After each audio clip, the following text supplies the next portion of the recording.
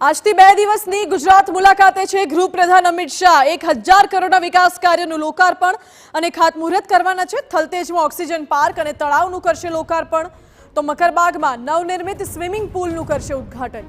આ સાથે વેજલપુર વિધાનસભા વિસ્તારમાં જાહેર સભા સંબોધશે। એએમસીના door to door garbage collection વાનને પણ લીલી ઝંડી આપશે। સીએએ અંતર્ગત નાગરિકતા પ્રમાણપત્ર વિતરણ સમારોહમાં પણ તેઓ હાજરી આપવાના છે। તો 188 શરણાર્થીઓને ભારતીય નાગરિકત્વના પ્રમાણપત્ર અપાશે અને 19 ઓગસ્ટે પરિવાર સાથે તેઓ રક્ષાબંધન પર્વની ઉજવણી કરશે।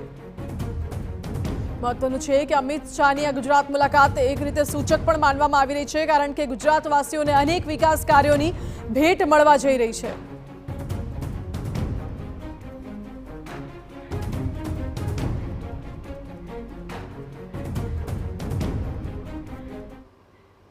એમ તો દર વખતે અમિત શાહ દરેક તહેવારની ઉજવણી પોતાના પરિવાર સાથે જ કરતા હોય છે અને આ વખતે રક્ષાબંધનની ઉજવણી તો કરશે, સાથે સાથે ગુજરાત માટે અનેક વિકાસ કાર્યોની ભેટ પણ લાવી રહ્યા છે રક્ષાબંધન પર્વે। અમારી સાથે જોડાયા છે સંવાદદાતા રોનક, વધુ જાણકારી આપી રહ્યા છે। રોનક, અમિત શાહનો આ કાર્યક્રમ કેવો રહેશે? કયા કયા વિકાસ કાર્યોની ભેટ મળવાની છે ગુજરાતને?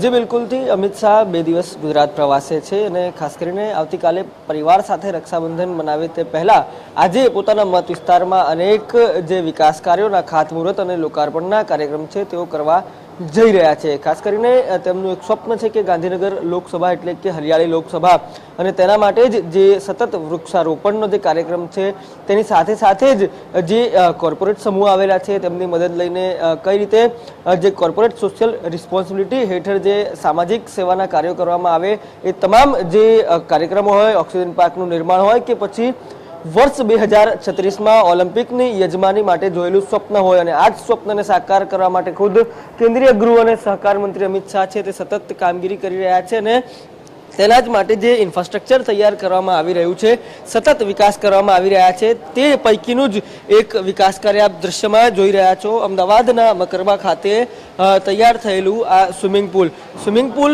જે છે તેને બખૂબી જે ઓલિમ્પિક સાઇઝ છે તેને સમાન જ બનાવવામાં આવ્યું છે, જેના કારણે જે નવા એથ્લીટ તૈયાર થઈ શકે અહીંયા અને જે કહી શકે કે વર્ષ 2036 સુધી નવયુવાનો જે છે તે તૈયાર થઈ શકે। ખાસ કરીને સ્વિમિંગ એ એક એવી રમત છે ઓલિમ્પિકમાં જેમાં સૌથી વધુ મેડલ પણ એમાં હોય છે। 16થી વધુ જે સ્વિમિંગની જુદી જુદી રમતો છે તે ઓલિમ્પિકમાં હોય છે। કોઈ પણ દેશ છે તે સૌથી વધારે જે મેડલ છે તે આમાં જ લઈ જતો હોય છે અને આજે નવનિર્માણ પામેલું સ્વિમિંગ પુલ છે તેને જ જોવા માટે અહીંયા અમિત શાહ આવશે, તેને ખુલ્લું મૂકશે, તેનું લોકાર્પણ કરશે। આ ઉપરાંત અહીંયા બાદથી તેઓ જે વૃક્ષારોપણનો કાર્યક્રમ છે તેમાં પણ હાજરી આપશે અને ત્યારબાદ જે વિવિધ અન્ય કાર્યક્રમો છે તેમાં હાજરી આપશે।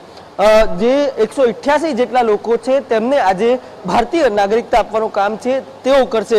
ખાસ કરીને જે સિટીઝનશીપ અમેન્ડમેન્ટ એક્ટ છે તે તેમના સ્વપ્ન સમાન હતું અને તેને પણ જ્યારથી અમલમાં મૂકવામાં આવ્યું છે ત્યારબાદ આજે 188 જેટલા જે નાગરિકો છે તેમને ભારતીય નાગરિકતા આપવામાં આવશે। તે પણ ખૂબ મોટો કાર્યક્રમ રહેશે, તેમાં અનેક લોકો હાજર રહેશે। આ ઉપરાંત તેઓ ત્યાં હાજર લોકોને સંબોધશે અને ત્યારબાદ સાંજના સમયે જે ભીમજીપુરા ખાતે નવનિર્મિત કચેરી છે તેનું લોકાર્પણ કર્યા બાદ નારણપુરા વિધાનસભાના કાર્યકર્તાઓ સાથે તેઓ હળવા મૂડમાં મુલાકાત પણ કરશે। એટલે કે 2 દિવસની જે મુલાકાત છે ખૂબ અગત્યની માનવામાં આવે છે।